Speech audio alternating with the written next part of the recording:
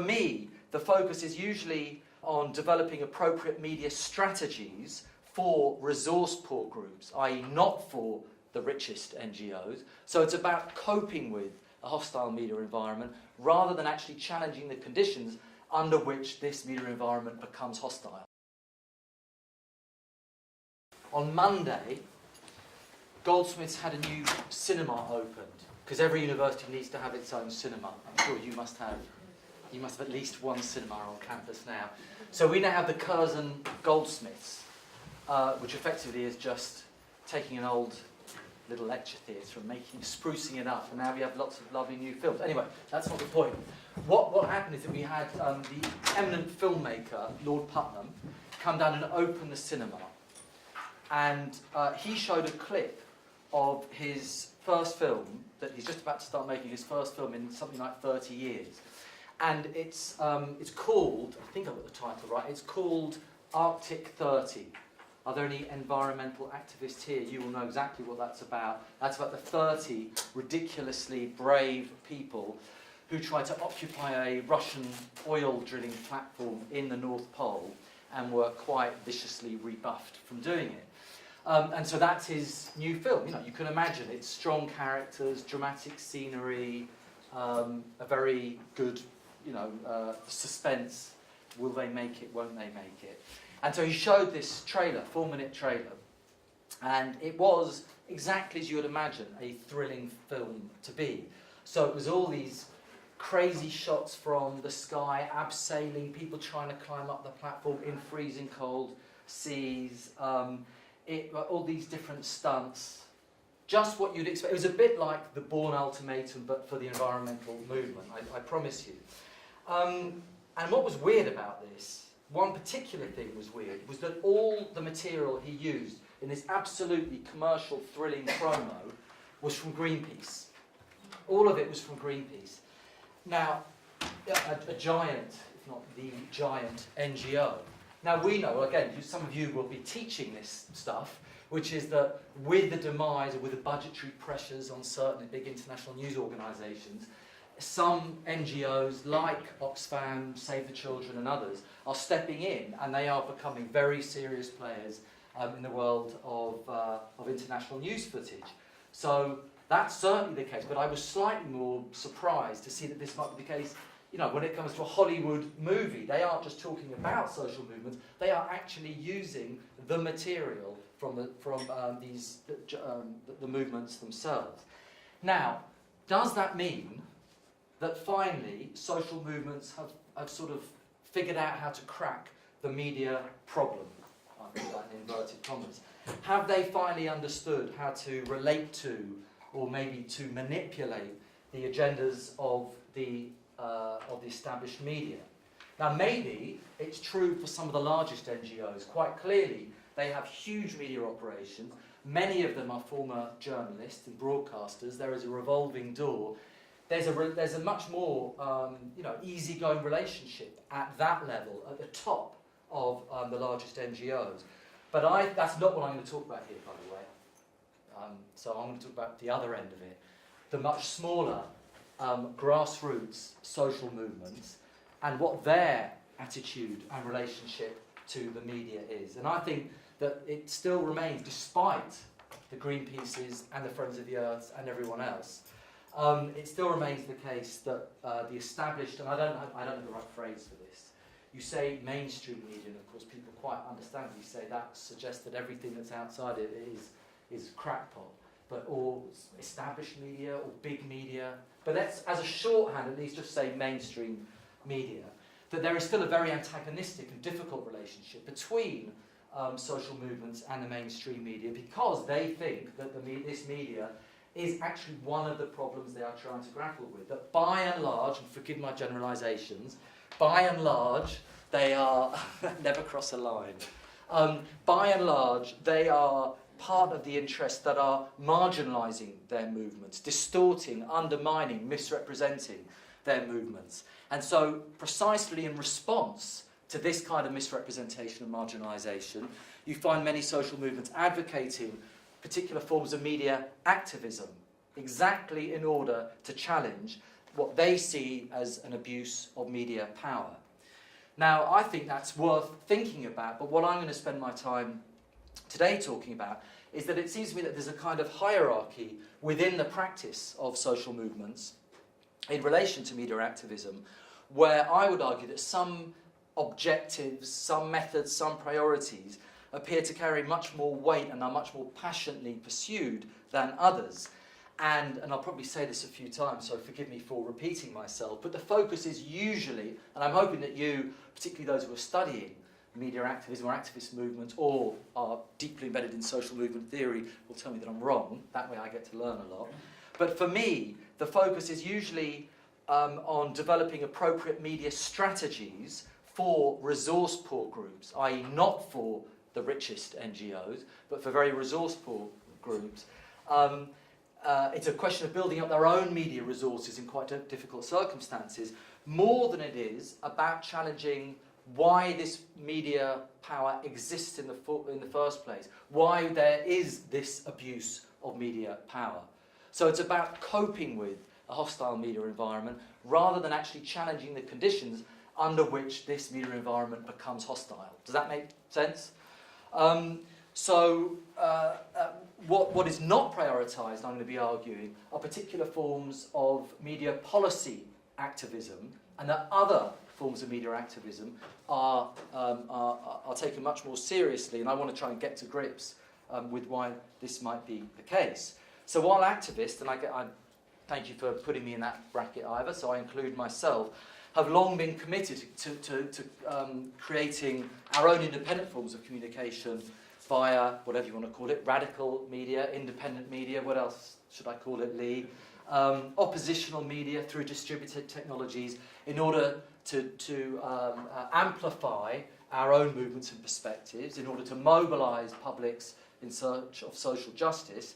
I think, on balance, we have spent far, far less time trying to fight for progressive media policies that get to the heart of the abuse of media power. So less time fighting for things like, that you are very familiar with, trying to challenge media concentration, trying to establish more pluralistic media, trying to create the conditions for the amplification of new and marginalised voices, for more representative forms of articulation, for media that are able to go beyond state agendas, that are able to look beyond the lucrative audiences, and so on and so forth. Now, I think that this unevenness is particularly exaggerated, and I'm tentative here because I'm not, as will become very clear, a social movement theorist. So I'm coming from the outside, looking in. But I think that this tendency, this unevenness, is exaggerated within social movement theory. And that's what I really want to concentrate on. So the paper looks at how we might challenge or encourage social movement theory to engage more productively with a hostile or an indifferent media, to take part in media reform battles, and to make sure that this kind of media policy activism isn't just seen as something that is grudgingly accepted, if at all, but actually seen is increasingly part of social movement activism at a very general level. And I do think, if you want to put it very simply, that there is, and I'm going to try and explain why I think it's very understandable, but I think there is a real reluctance to apply to apply pressure to mainstream media institutions, because they appear, at least from the points of view of many activists, and I think actually increasing numbers of activists, that the established mainstream media appear to be irreconcilably tied to vested interests, and therefore incapable of radical change, and therefore, if you're an intelligent person with not that much time on your hands, why would you bother? There are other priorities, there are other things to pursue. So it's better to sidestep existing institutions, or to play them at their own game, if you possibly can, by providing relevant content, by getting to grips with the strategies, than it is to fully confront the structures, the dynamics of the existing media. For me, while social movement theory has an important role to play in galvanising and strengthening media activism, it appears to me that it doesn't have that much to say about how activists should relate to mainstream media and how best to engage in projects that are aimed at reforming and democratising some of the most popular media outlets, which, despite the rise of wonderful digital platforms, still remain quite powerful in, however you want to put it, manufacturing consent, securing our consent to the way in which the world works at the moment. So that's what I'm trying to do. Now, there's different levels of the problem. There is, and I think this, we shouldn't exaggerate this problem, but there's a problem at the sort of macro social movement literature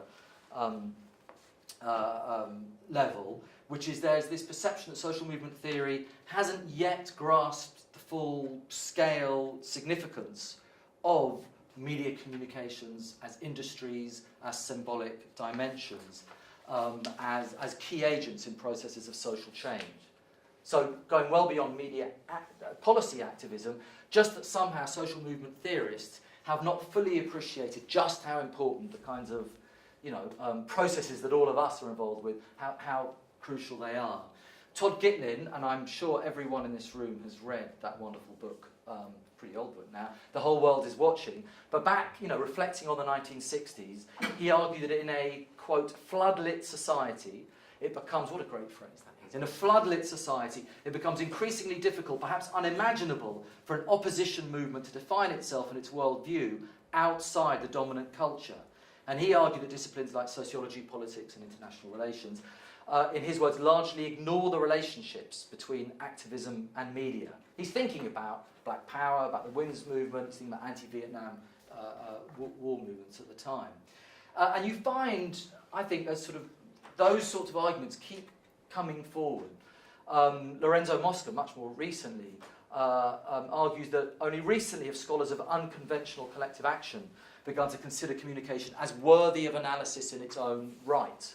Now, again, you may disagree with this, but Lorenzo knows much more about the literature than I do, so he must be right. And even for him, he says that it's still considered to be a, quote, dependent variable of limited importance. So even to the extent we do take it more seriously, it is still just one of the variables and one of the less important variables. And in contrast to the examinations of, for example, organisational structures, targets pursued, strategies adopted, media and communication processes appear to be of secondary importance. And John Downing, in his well-known book, Radical Media, when was that, 2001, he just said, it's maybe this has changed, for you to tell me. But he argued that, quote, it's on the edge of being weird that there is so little systematic analysis of communicational media in the social movement literature. So, what do we make of that? Well, the first thing is, and I've done this lots of times before, which is that there's nothing that bores me more than people saying that the world starts and stops with media. I know that's weird for someone, all of us who spend all our time thinking of these things, but that's quite an important point to make, I suppose, to dress it up. We warn of the dangers of media centrism. Not everything is mediated, not everything is framed through a media lens. So, first of all, we shouldn't exaggerate the problem. We shouldn't insist that media matters have to be the first item on the social movement agenda. And actually, I think we can exaggerate the problem about the literature itself. All these people who are addressing the problem are, by definition, trying to, drag the literature forward. And I think that absence is certainly of media, a focus on media from social movement literature, is rapidly being corrected. And so more and more now, people are reflecting on these relationships between social movement and media communication. So if you're going to take the textbooks, something like Della Porta and Diani, they note that social movements, in their words, depend on the mass media to get their message across. They argue that social movements need to pose a challenge, in their words, to the media's symbolic power, in particular by developing, and again this goes back to one of my gripes at the beginning, they do this by trying to establish autonomous channels of communication via the sorts of things that presumably many people are studying here, counter-public spheres, counter-information, alternative radical media, and so on. So you now have a situation where an increasing number of social movement theorists are talking about or acknowledging the media as central sites of negotiation and transmission. Alberto Malucci, for example, regularly evokes the significance of the power of information, whatever that means, in the construction of collective action. And he argues that movements have shifted from being conceived, in his words, as organisational or political actors to movements as media. So he's really shifting the focus. Media come into the spotlight. But what he recognises that the power of the media is not the power of a monolithic, or treacherous Goliath. His attention is certainly not focused on media policy activism. His attention is much more on the discursive rather than the material battles within the media environment. And anyone who's read his work, you'll know that he's much more interested in exploring processes concerned with the power of naming than he is about the process of materially changing the structures which would give rise to those naming processes.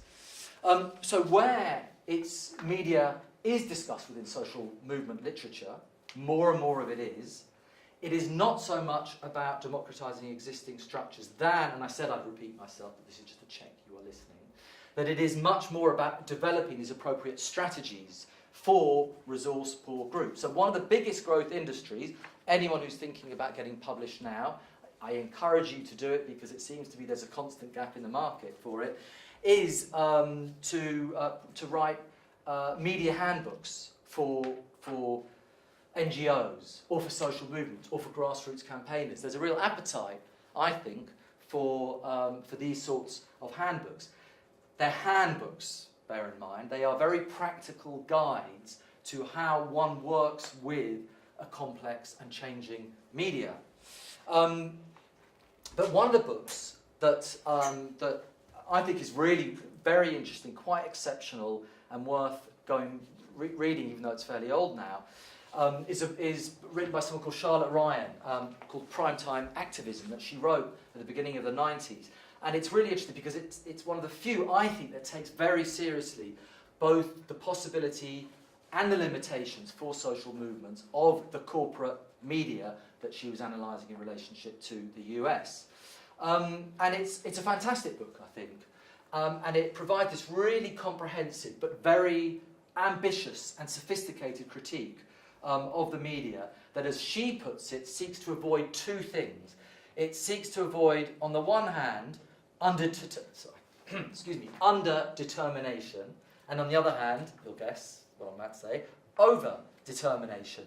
In other words, she wants to avoid us overemphasising constraints, things that would stop us taking action as a result of a corporate media, but also she wants to warn us against underestimating the constraints and overestimating the possibilities for organising. So that sounds really balanced, actually, doesn't it? But it's not like that. It's just trying to be aware of the possibilities as well as the limitations of working with and responding to the mainstream media.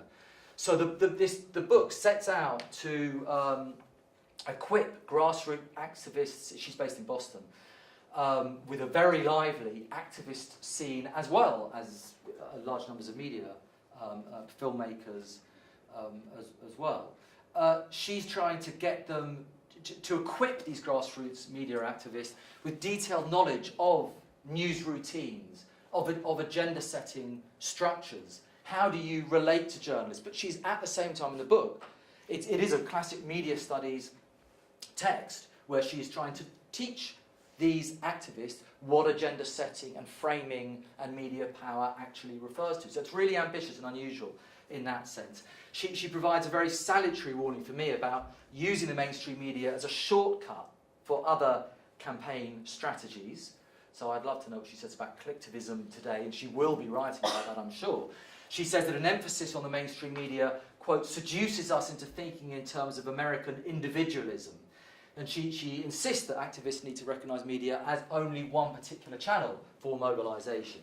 But even this most brilliant book, in a way, is a handbook. It's a very sophisticated handbook, but it is still about how do you, as an activist, best manage a hostile media in terms of meeting the deadlines, in terms of how you write your press release.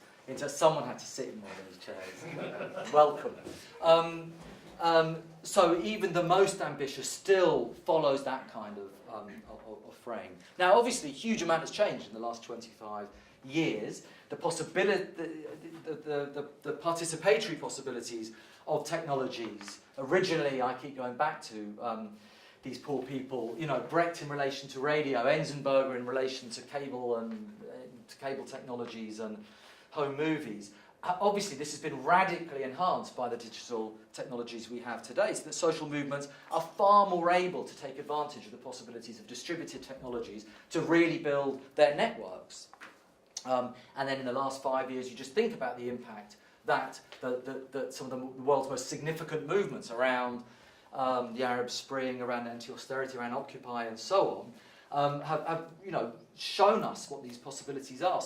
And we know this is the case because we now have the phrases in best-selling books. So Paul Mason was able to write about networked protest as if it is something kind of tangible, that we can smell it and touch it. We have, as Stefania Milan puts it, emancipatory communication activism, that she describes as ways of social organising to create alternatives to existing media and communication infrastructures. Now that's a really important point, because there actually is a lot of practical and theoretical, I should say, action in relation to the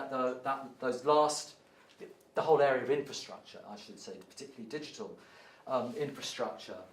So even though I'm still holding on to the fact that what is pushed to one side is what is seen as, and I'm going to get onto this in a second why this might be the case, the more banal and pedantic legislative sphere of media reform and policy activism, actually it's less the case that that's marginalised in the areas around digital infrastructures, because I think there clearly is there are vigorous movements in the spheres of internet governance, communication rights, the World Summit on Information Society. There's enormous amount of organising that's going on, and I think there are increasingly possibilities for social movement activism around some of the central problems that we face today, around surveillance, around the activities of national security agencies and private companies, and forthcoming pieces of legislation like the snooping bill and so on.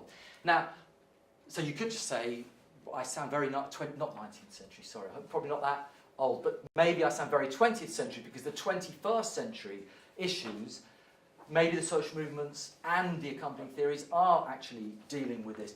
I mean, partly that's true, partly I think it's simply because they are more open. Partly those areas are far more unstable, that actually the centres of power haven't quite figured out how to construct stable regimes of oversight, control and governance. And so you find, I thought it was really interesting, I don't know if anyone either went to, Lee, did you go to Berlin last week on your way home from somewhere? That there was the Centre for Investigative Journalism based at Goldsmiths. They convened one of their big conventions in Berlin last week, and Edward Snowden gave one of the keynote speeches. And he said, maybe counterintuitively, he was warning the delegates there that they should not, that the big threats are around surveillance and threats to privacy, but that they should not be fooled into thinking that there was a technological solution, that if you rely on encryption alone to deal with state surveillance, you will come up short. And instead, he argued, and are you all familiar with this quote? It hasn't really circulated enough, which I think is kind of interesting. He said this is Edward Snowden. We need to get more radical as technologists and journalists. There have been extraordinary imbalances of power throughout history.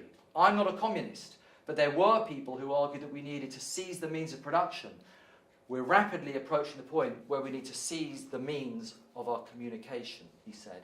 So in that area, I think you can see it's much more open, and I think the literature is responding to it, in that way. But I'm not sure that media policy activism, maybe that's the exception, and I am still not convinced that in much of the literature it has risen to the challenge. I'll give you one example, because it's a really, really useful book that came out, when did it come out? Bart and others' book on mediation and protest movements a couple of years back. It's a really excellent book, edited collection. Mediation and protest movements. But there is, in this very up-to-date book, written by some of the world's leading theorists, activists, working inside and around the media, there is barely a mention of media policy activism in it at all. There's one chapter which does start to, well, it really does touch on the mainstream media. It's actually pretty much the only one, by an established theorist, Dieter Rucht. And he talks about four traditional, you may be familiar with his work, he talks about four reactions on the part of protest movements when did I start? About 10 past, so I'm terrible. That's 25 minutes, halfway through. Okay, I have to speed up. But he talks about 4 reactions on the part of protest movements to the challenges posed by the mainstream media. And he lists the 4 A's. 4 A's. Abstention, I won't make you guess what they are, I'll read them out for you. But abstention, which arises on the part of protest movements, they're just indifferent or they are outrightly hostile to a media because they want nothing to do with them. There's sometimes a response is that they just attack. One of their objectives, in a way, is to attack the mainstream media, to expose their media power. A third A is adaptation, where campaigners comply with mainstream agendas and routines, the kind of primetime activism approach that I've already mentioned, that they do this in order to stand some chance of getting sympathetic coverage. And finally, the fourth very important A of alternative media, where activists produce their own media. But what I think is very interesting is the absence of another A, and obviously, I always say this, it took me a long time to think of what the media policy A would be. Finally, I came up, probably while swimming, where all my thinking is done, around amelioration. In other words, is it possible to actually improve what we have, and as part of that process, to improve or to reform, that becomes one of the campaigns, a democratic, a reform campaign, a campaign for social justice, which is focused on interrupting and overturning the taken for granted power of the media. And actually that was not, even an excellent book like that, wasn't at all on the agenda. So why is this the case? Now, this is where I get a bit nervous, because some of you may just be thinking, but why would they bother? So this, and I guess I am saying, and as Ivor has outed me for doing this, I've spent quite a long time bothering. But then I know I'm not alone in doing this as well. That Lee could have not bothered to make the fourth estate, but for some reason felt that it was important as a means of engaging with some of these critical issues. So I think it's worth just spending a few minutes thinking, well, why might be this case? Why has there been this kind of absence? It's not a forgetfulness, that's for sure, but why has there been a reluctance to engage with this form of activism in relation to the other forms? Now, there are 3 areas that I wanted to touch on. The first part of the explanation, I think, is that an orientation on policy reform, and I should say I share all of these. I find it quite awkward to come out the other end of it with a slightly different interpretation. But the first is that an orientation on policy reform is often perceived by activists and inside the literature to be a kind of compromised political project, in that it is, in a bad way, reformist in spirit, and worse, very incomplete in practice. In other words, that it may lead people down the garden path. Is that still an expression anyone uses? In other words, that it may do damage. It may throw issues into the... Oh, I'm going to go on with these terrible metaphors, throwing things into the long grass. I better move on. Now, I mean, this... You have... It depends how you relate to, how you understand media reform.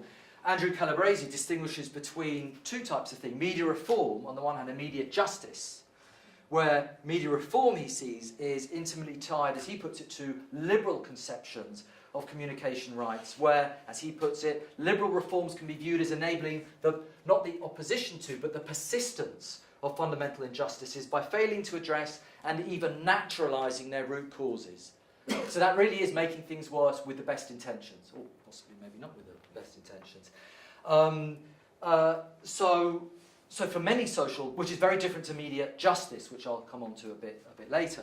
So for many social movement activists, this type of media reform of trying to use often legislative means, or end up in using to seek legislative change, is seen as potentially counterproductive, in that activists may well be incorporated into official channels. They may well be forced to tailor their demands to meet the values and agendas of vested interest. And believe me, I know this and feel this in quite a lot of the work that I do. I'm involved in a television inquiry now, looking at the future public service television, which on the one hand is very exciting because you want to make a difference to the single activity, which basically does dominate people's waking lives still, of watching television. But by doing that, you are very aware of how easy it is to be sucked in, to tailor your demands, to want to be seen, to be heard, and taken seriously. It's not, unless you just want to be in a, and I'll get onto this as well, to remove yourselves from that, which may be removing yourself from some conversations which could have an impact, which, you know, in a way my history is with doing that, but it's tough, and you start to, you know, you kind of dress differently, you use different language, you hang out in different places. So this is quite an important critique, and a valuable critique, I would say. One of the most eloquent expressions of this is Mickey Hough, who works with Project Censored in the West Coast out of Sonoma State University. And if you haven't read it, Project Censored is absolutely brilliant. It's an annual book produced, I think, by students at Sonoma State University, where they just come up with the top 20 most censored stories. And it's great. For anyone who's teaching journalism, it's very, very useful. And he works with them, and he basically warns of the dangers. How does he put it? He was thinking of probably the most influential media reform movement in the world, which is the free press movement in the US, associated with people like Bob McChesney and others. It's a very powerful and big media reform machine. I mean, it has people in suits in Washington, as well as activists around the rest of America. So it's a really mixed and interesting movement. But he regularly stands up and just says we should be very careful about working too closely with centres of power, as he puts it, of working through the system, because it lends itself to these reformist illusions, in his words, that the system can be repaired, and that even if we do fix media systems, that they will actually ever deliver the kind of social justice that we want. As Hough argues, we need to, quote, be the media in word and deed, not to lobby those in power to reform their own current establishment megaphones for their own power elite agendas.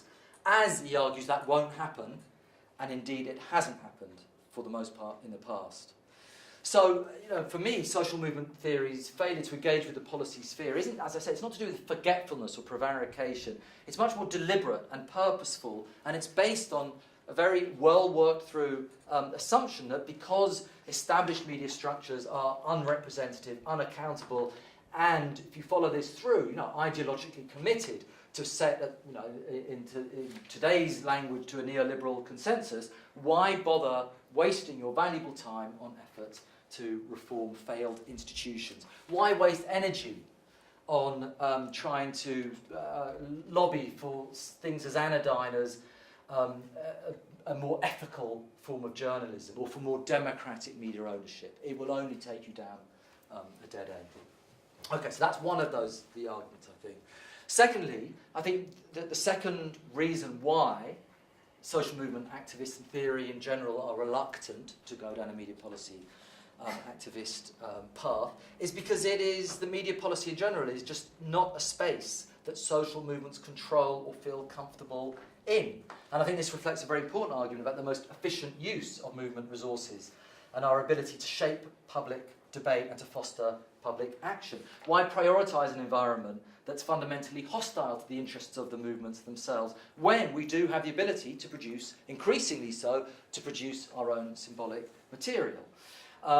So it's not, just about efficiency, it's just common sense. You might as well spend your time and resources actually producing your own narratives than seeking to enter into a field which is very, very much shut off from you.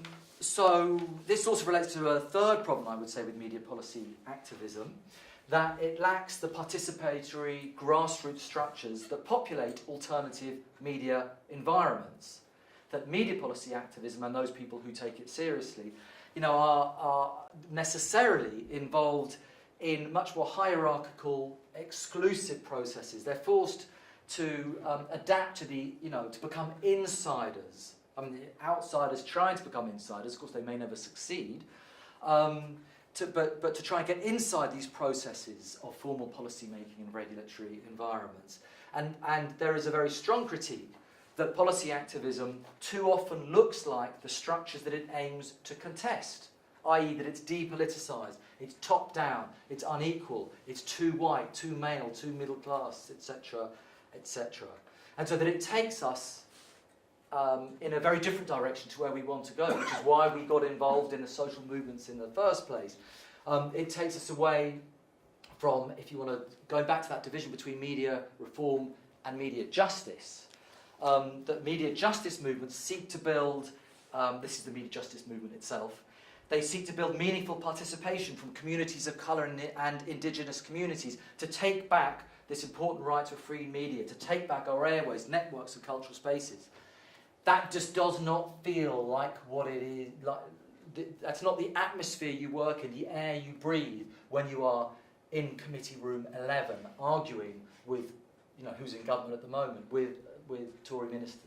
So there are real dangers associated with it, and if you just wanted to sum it up, and I think it's probably an accurate way of summing it up, it's a feeling that media policy activism and this kind of reform is very top-down, very unproductive, and worst of all crimes, that it is, frankly speaking, a bit boring.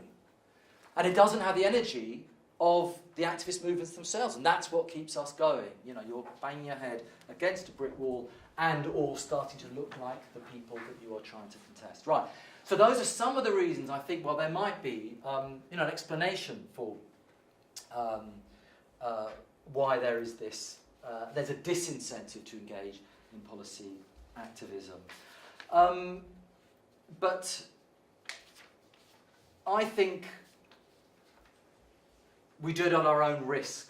I mean, I'm very sensitive to all of those arguments, but actually it's a question, I mean, I'll get onto it in a second, it really is a question of how you understand reform at a more general level. And what I'm seeking to do, I guess, through things like the Media Reform Coalition, as well as some of the academic work around media reform, is trying to acknowledge these critiques about the dangers of going down that path, but also to try and inject, you know, some kind of note of urgency that if we don't face up to these challenges, actually we are, you know, there's a danger of running away from the whole question of media power, or at least constructing a sustained challenge to media power. So I recognise the dangers of engaging with official structures, with parliamentarians, formal legislative processes, and how that might reflect on us. But I think there is the other danger, which is that we leave those battlegrounds to other people at our own peril. And that for me, activists have a responsibility to amplify arguments about the flaws of a very entrenched and increasingly entrenched media power as part of a broader argument about how the state works today in contemporary capitalism. And that, it depends on your understanding of reform. Reform doesn't need to consist of polite requests to tone down the worst excesses of the tabloid press, or to engage in very subdued parliamentary lobbying to secure, you know, very minimal or invisible changes, for example, to press self-regulation. Actually, activists, for me, need to get their hands dirty, to broaden the debates around some of these issues, but also to try and deepen the crisis precisely by campaigning over these issues of structural change.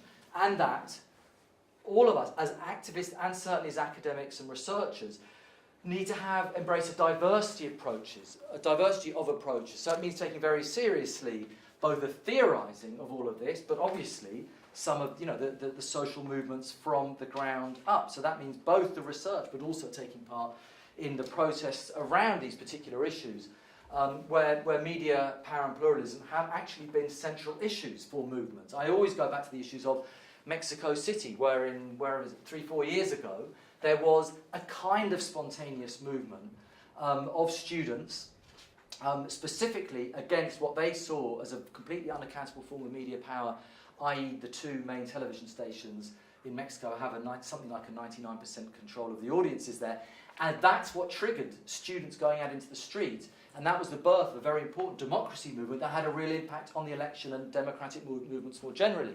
You can't really insulate some of these questions of media power from wider questions of who holds power and the failures of democracy at the same time.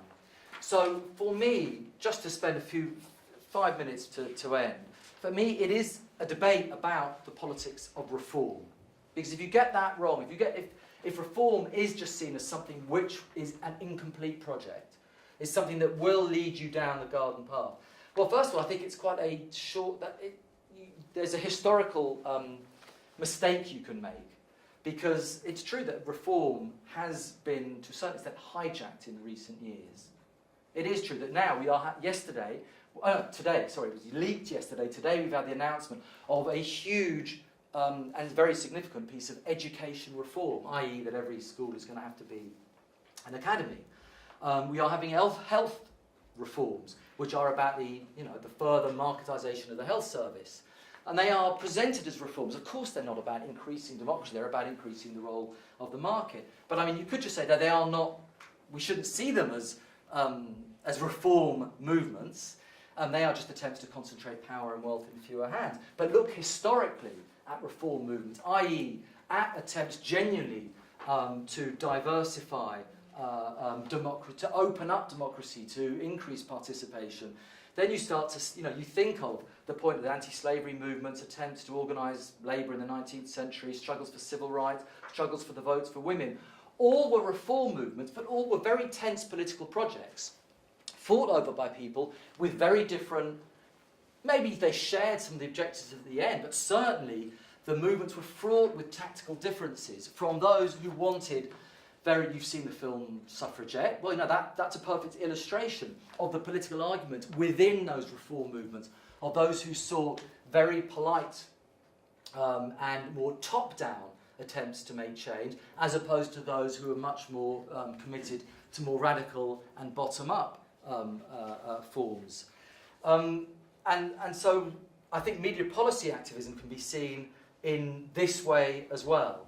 I think, first of all, it can be seen as, with so many other campaigns for social reform and justice, it can be seen as a very effective way of reaching out to people who have a very healthy and almost instinctive critique or distrust of the way that things are at the moment.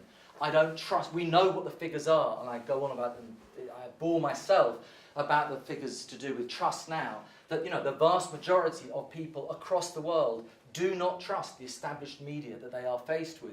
In Britain, 22% of us trust journalists to tell the truth. We have an instinctive distrust of what we see are maybe unaccountable organisations, but it doesn't mean that all those people are wedded to a particular radical critique of that. And I think media reform is one way of trying to engage with those people, to listen very seriously to their complaints, their dissatisfaction, to join with them and ask them pose questions about how we might take those complaints seriously, but how we might push them forward. And if we don't do that, there is the danger of just ending up behind that table there it's an unfair way of putting it, but there's the danger of the ghetto, of just talking to ourselves. And that kind of, if you engage in reform, but not just the kind of polite and top-down reform, then you take seriously people's instinctive critiques, but you're able to be in conversation with them and putting forward alternatives. So I think I look to the slogans by some Canadian media activists who have a fantastic day, Media Democracy Day, every February, I think it is. And their slogan is very simple. It's to know the media, be the media, change the media. Know the media, be the media, change the media. And you need all three of them. All three of them if we're to make a difference. That's what should be the guiding principles. In other words, to have a systematic understanding and critique of how the media work. Another tool must be that we, recognising those constraints, are able to take very seriously the need to construct our own platforms and our own channels, but also to engage in systematic attempts to change the media as they are currently constituted. For me, if social movements are going to have or attempt to secure durable and significant change, then there is little point, I'm going back to the critiques of people like Mickey Hough of the Free Press, it is true that there is little point in aiming only at amelioration, only at applying a band-aid to deep cuts. But it's also the case for me that there is very little point in refusing to treat the wounds themselves. If someone is bleeding, you can't just walk away from them. For me, I think we need to delegitimise and pose alternatives to the existing and highly unequal power structures inside the media, but we also need to take very seriously those people who are, for example, outraged by the coverage of refugees in large parts of the media, and those people who want to do something about it, but may not share the most radical critique of the structures themselves. And so if social movements can theorise and mobilise to help achieve all of these objectives, then I think it puts us in a much stronger position. You know, for me, we need a militant form of media reform needs to come back into the prime time. And to the extent that social movements can both engage in but theorise this approach to media reform, I think will put us in a far, far stronger position. And with that, I will shut up.